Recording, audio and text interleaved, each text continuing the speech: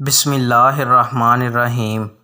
سیدنا ابو ہریرہ رضی اللہ عنہ سے روایت ہے، رسول اللہ صلی اللہ علیہ وآلہ وسلم نے فرمایا، پیدا ہونے والا ہر بچہ دین فطرت یعنی دین اسلام پر پیدا ہوتا ہے، بعد میں اس کے والدین اسے یہودی یا عیسائی یا مجوسی بنا دیتے ہیں۔ یہ بات بالکل ایسی ہی ہے جیسے جانور کا بچہ سالم پیدا ہوتا ہے۔ کیا تم ان میں سے کسی کا کان کٹا ہوا دیکھتے ہو؟